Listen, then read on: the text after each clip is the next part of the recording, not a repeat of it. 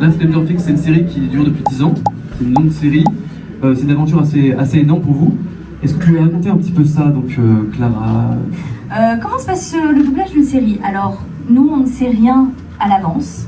Il y a beaucoup de gens qui demandent si on a les images ou quoi que ce soit. Évidemment, non. C'est très confidentiel, donc on ne sait absolument pas ce qui se passe.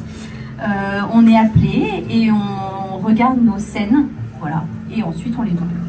Tout simplement. Voilà, et on ne regarde évidemment pas les scènes qui ne nous concernent pas. Donc, on est toujours à moitié spoilé des saisons et on a très envie de connaître le reste, ce qui se passe autour de notre personnage.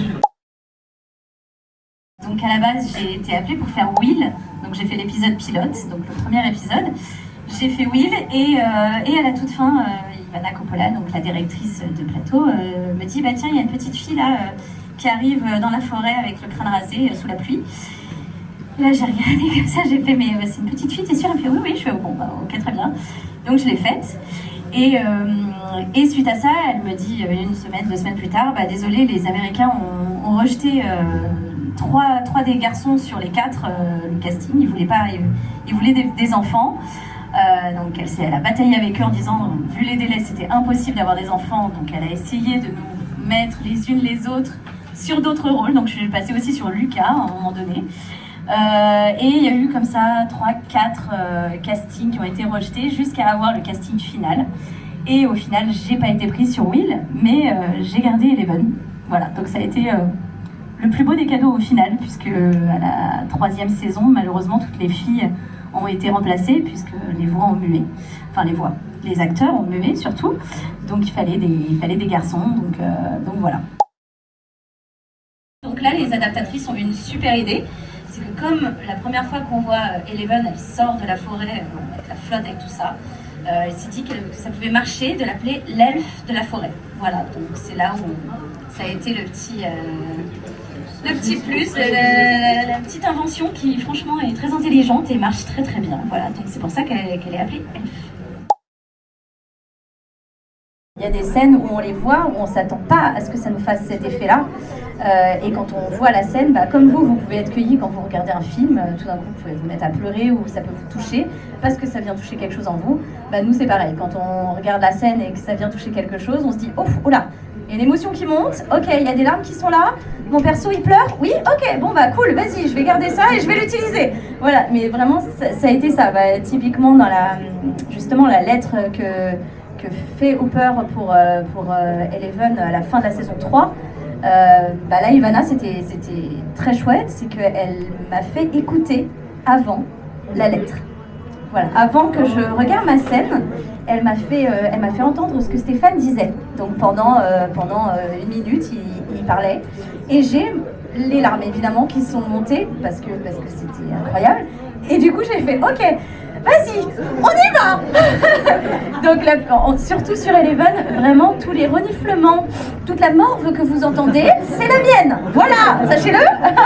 Non mais voilà, c'est vraiment des vrais pleurs et on est allé chercher l'émotion la plus pure parce qu'on peut. Enfin, c'est notre boulot. Notre boulot, c'est de retranscrire ce que les acteurs ont fait en version originale, ce qu'ils ont fait sur le plateau et l'intensité de l'émotion qu'ils ont mis.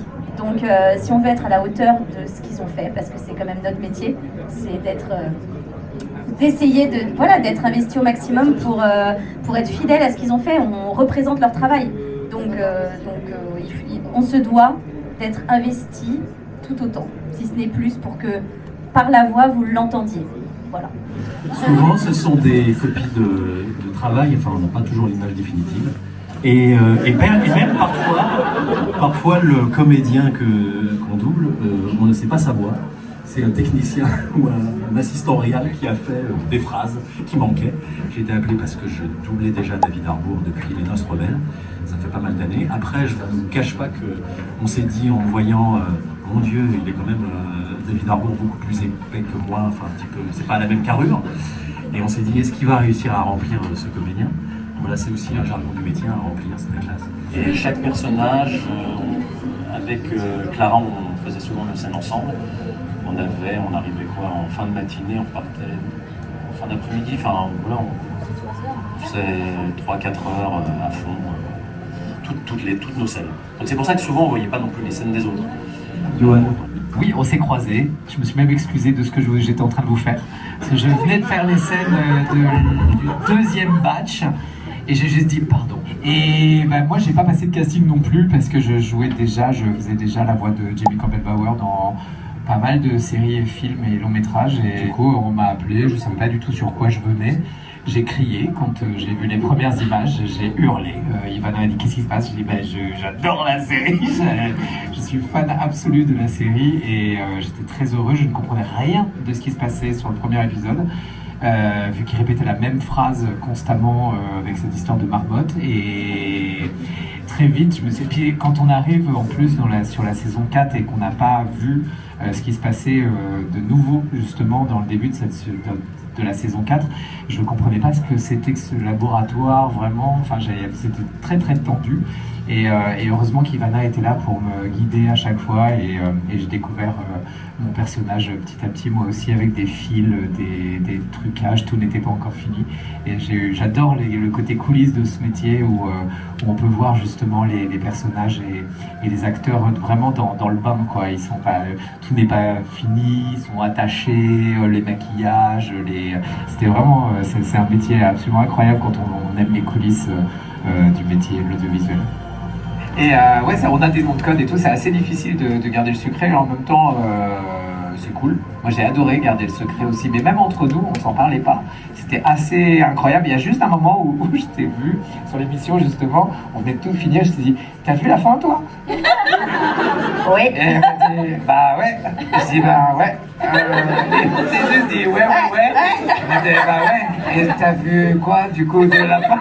Tu sais, ça sonne vraiment comme le dialogue de Joey et Rachel. Genre, je sais quelque chose. C'est ça. Et moi, je sais quelque chose aussi.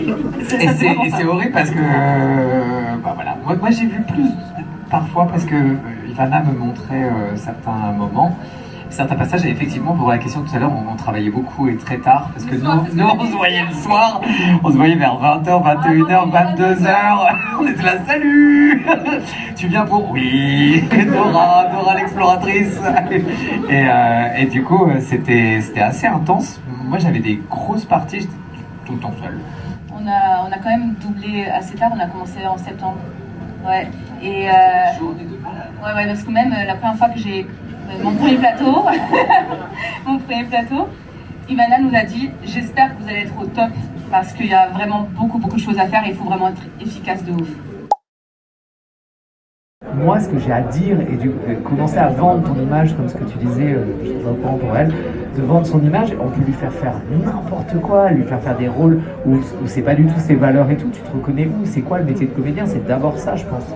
Ouais, et en plus de ça, après, quelle est la limite entre la barrière de la vérité, ce qui s'est vraiment passé, et l'IA? Avec le deepfake, c'est pareil, c'est horrible. Le deepfake, c'est horrible. On peut faire croire que vraiment t'as une personne qui dit des absurdités ou des horreurs.